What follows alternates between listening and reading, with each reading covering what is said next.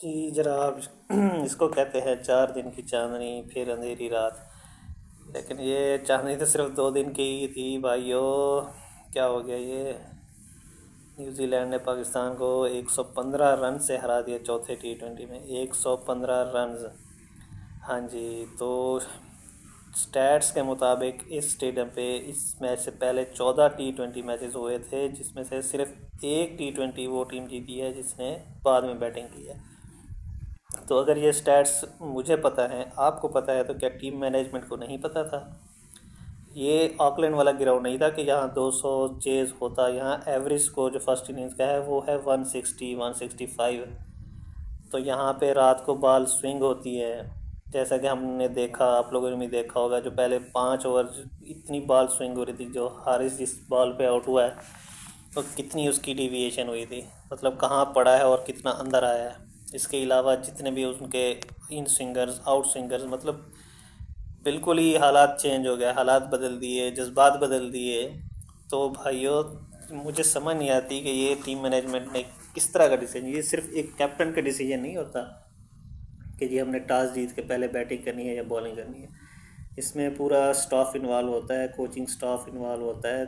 तीन तीन बंदे वहाँ बैठे हैं, यूसुफ भाई बैठे हैं, अजहर महमूद बैठे हैं, आकिब जावेद बैठे हैं, एनालिस्ट हैं आप लोगों के पास। तो मतलब आई कांट बिलीव दिस के इस तरह का डिसीजन लेना चाहिए था। चलें, अच्छा, आपने बॉलिंग चूज़ कर ली, लेकिन फिर आप अपनी बॉलिंग किस तरह कर रहे हैं भाई। मतलब दूसरे मैच में भी मुसलसल आप 200 से ऊपर स्कोर खा रहे हैं।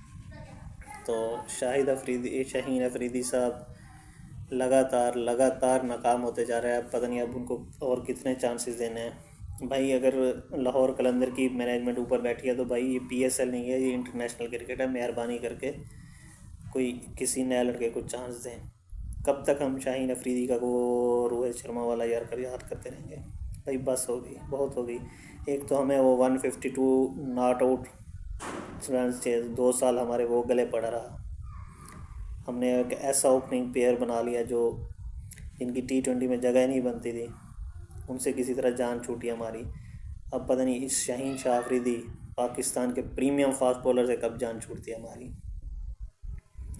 सिर्फ एक हारिस रऊफ़ ने अच्छी बॉलिंग की, अबरार ने बेशक रन दिए लेकिन उसने 2 विकेट्स लिए। और शादाब खान साहब आप इस टीम में एज अ बॉलर खेल रहे हैं, ठीक है, एज अ बैट्समैन नहीं खेल रहे। आप अपनी बॉलिंग पे तवज्जो दें, अपनी लाइन और लेंथ पे तवज्जो दें। वरना जिस तरह आप पहले टीम से 1-2 साल बाहर रहे हैं ना, तो अब अगले 1-2 साल अगर आप बाहर हैं तो मेरे ख्याल में फिर कैरियर ही ख़त्म है आपका।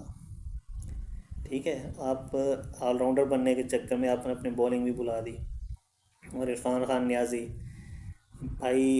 न्याजी जब ऑस्ट्रेलिया के दौरे पे गया था उसने अच्छा खेला, फिर साउथ अफ्रीका में भी अच्छा खेला। तो मैं समझा था कि शायद ये लड़का जो है ना कुछ आगे जाके कुछ अच्छा करेगा। लेकिन कल जिस तरह की उसने इनिंग्स खेली और जिस बॉल पे वो आउट हुआ है, इतना अफसोस हुआ है मुझे। इतना अफसोस हुआ है कि यार इतना टैलेंटेड बंदा मतलब किस तरह की बॉल पे आउट हो गया ये। इतना गुस्सा चढ़ा है। मतलब फुल टॉस बॉल को खेलना नहीं आता इनको। बेशक जितना प्रेशर था, आपके 4 आउट हो गए, पीछे 3 आउट हो गए, लेकिन आपके पास चांस था कल कि आप अपनी गेम दिखाते, आप प्रूव करते कि मेरी सिलेक्शन ठीक है। पहले ही आपको टीम में बहुत कम चांसेस मिलते हैं, पूरी चैम्पियंस ट्रॉफी आपको नहीं मिली। ठीक है, आप टीम में वापस आए हैं और आपकी ये गेम है। मुझे समझ नहीं आती इसका रोल क्या है आप टीम में। कभी ओपनर वन डाउन आ जाता है, कभी तीसरे नंबर पे आ जाता है, कभी छठे पे आ जाता है। अब्दुल समद ने कुछ थोड़ा सा इंटेंट दिखाया, लेकिन ज़ाहिर है बहुत देर हो चुकी थी। बाकी हमारी ओपनिंग जोड़ी हारिस और हसन नवाज़, मेरे ख्याल में उनको थोड़ा सा ना अब सीरियस होना चाहिए। अब हर ग्राउंड ऑकलैंड वाला तो नहीं मिलेगा इनको जहाँ पे सेंचुरी स्कोर कर सके या 55 मीटर की बाउंड्री मिले। तो थोड़ी सी ना इनको अपनी गेम इम्प्रूव करनी पड़ेगी। हसन नवाज़ ने जिस तरह पहला बॉल खेला, मतलब बॉडी कहीं थी, बॉल कहाँ था। तो हसन भाई, छोटे भाई ऐसे नहीं करते। कम से कम 2-3 बॉल्स पहले चेक करते हैं, बॉल उसका पिच का बाउंस देखते हैं, फिर ज़रा आगे फिर आप स्लॉगिंग करते हैं, एक्सेलरेशन करते हैं। ये नहीं कि आप मतलब फर्स्ट बॉल आप शुरू हो जाएं बीटिंग करना। ये हर मैच में नहीं चलेगा। ठीक है, थोड़ा सा अपने गेम्स को इम्प्रूव करने, अगर आपने लॉन्ग टर्म अपना कैरियर परसू करना है। वरना आप जैसे कई आए और कई चले गए। शाहजेब खान एक आया था, अहमद शहजाद आया था, उमर अकमल आया था, हैदर अली आया था, वो सब माजी का हिस्सा बनेगा। आसिफ अली आया था। तो अगर आपने इस तरह की गेम खेलनी है तो फिर आपका कैरियर बहुत ही शॉर्ट टर्म होगा। अगर आपने अपना लॉन्ग टर्म कैरियर बनाना है तो आपको अपनी गेम इम्प्रूव करनी पड़ेगी, थोड़ा सेंस यूज़ करना पड़ेगा। ठीक है, बाकी अब 5वें T20 की तो ज़ाहिर है कोई वैल्यू नहीं रही। जस्ट नंबर्स ही होंगे कि हम कितने मार्जिन से ये सीरीज़ जी हारते हैं। होप्स हो कि पाकिस्तान कुछ बेहतर करे या कुछ नए लड़कों को चांस मिले।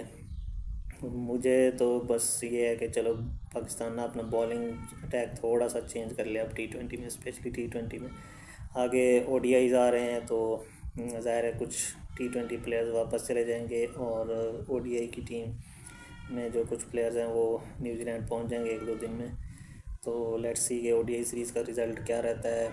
क्योंकि चैम्पियंस ट्रॉफी जिस तरह पाकिस्तान खेला है और चैम्पियन ट्रॉफी में भी न्यूजीलैंड से हम हारे थे, और चैम्पियन ट्रॉफी से पहले भी 2 मैच, ट्राई सीरीज़ का लीग मैच और फाइनल, वो भी हम न्यूजीलैंड से हारे थे।